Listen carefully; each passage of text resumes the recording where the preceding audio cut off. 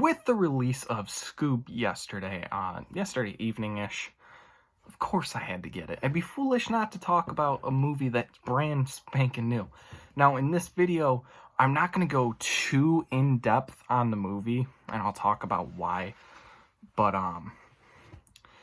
I will, however, there will be some very, very minor spoilers. So if you don't want to know anything about this movie, maybe go watch it. I highly recommend it. And I know I say that a lot about movies, but there are other ones I'm not going to highly recommend. See if I can find a good example. No, I can't find a good example right now. Dinosaurs by Disney. I don't really recommend that one. So that's just an example of, yes, there were a lot of movies this week that I was like, yeah, I highly recommend that.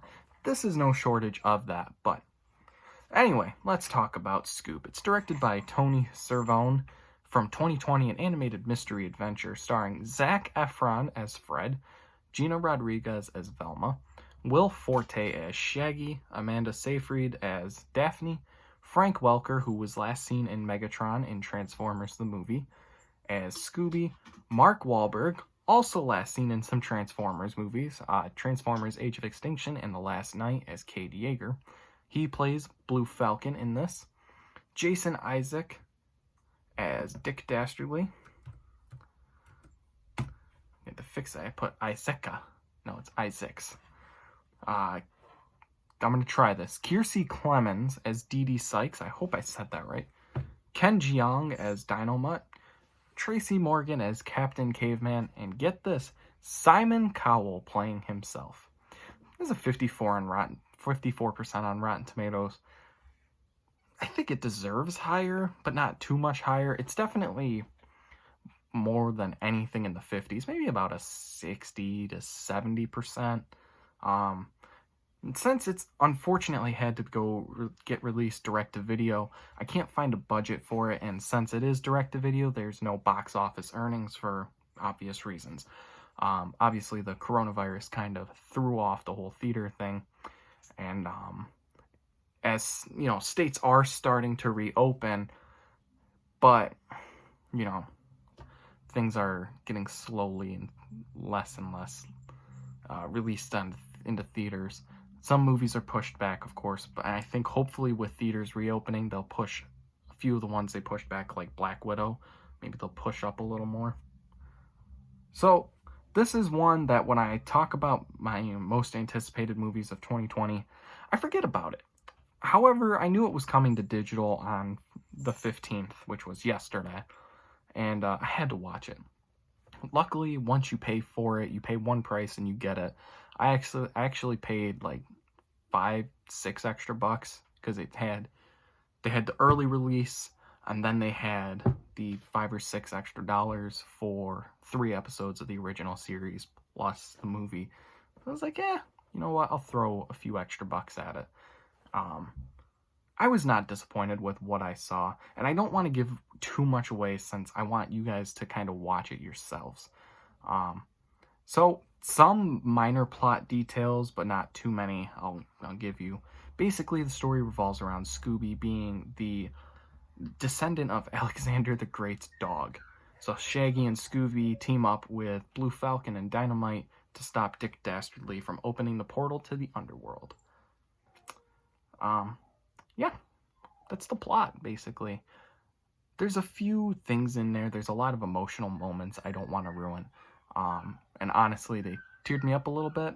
As a kid, I was a huge fan of Scooby-Doo, and I know not a lot of people are too into it anymore. Mostly, I don't really even hear younger kids talking about it, especially when I'm at work. They're more into Fortnite and Marvel and Star Wars and Pokemon. Pokemon's a huge one. Beyblade's made a huge comeback, too. I don't understand that. But the Scooby-Doo, I don't know. Maybe it's just the age group I work with. They're not too into it. But hopefully if I can get my nephew to watch it one day, I think he'd like it. My other nieces and nephews, I'm not too sure. They're a little on the younger side, and they're not too into it. But I liked this movie. I am going to talk about a moment, though, that I think is going to get extremely memed. There's a moment where I don't know who it was. Someone was chanting Dick, Dick, Dick, Dick, Dick over and over again because of Dick Dastardly.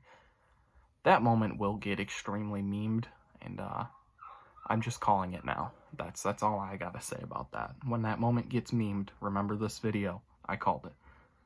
Let's see. So this film is great, and it feels like an extended episode of the show, which I enjoy. The voice acting is wonderful, and I really enjoyed Will Forte and Mark Wahlberg in this. I didn't even realize that it was Mark Wahlberg until I saw the end credits. I was kind of like, wait, what? Although I will always miss Casey Kasem as Shaggy. I think he is by far, obviously, the best. As far as the animation, it's beautiful. It's not quite Pixar level, but I don't think it needs to be. It's made by the same studios that made the Lego movies. Obviously, there's a whole bunch more that they've made, but those are the ones that come to mind when I think of Warner Brothers Animation. And, the animation style they went with is just pristine. I really enjoy it. I think it's smooth. There's no missing details. It's not terrible to look at. It's at that just right point. I also thought that the jokes inside the movie were very funny, and all the emotional beats that they're trying to get to hit hard.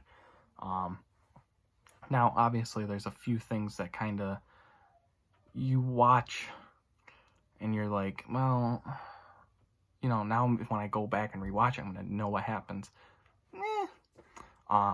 There's a moment though. I honestly, there's this slight tension between Blue Falcon and Dynomutt because it's not the original Blue Falcon. His son has taken over, and I thought Dynomutt was gonna turn into a villain at the end of the movie just because of that kind of tension, and I'm glad he didn't. When I do a full review of this, I will talk about the plot, the story, the character arcs, and I'll have to rewatch it though. As it stands, I'm going to give it a 9 out of 10.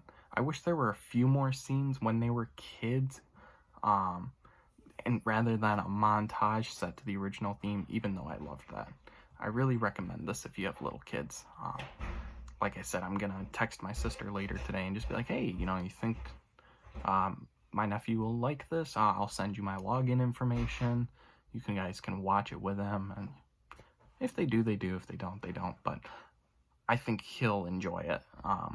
So, again, until tomorrow, and until I do a full review of this, please look out for that.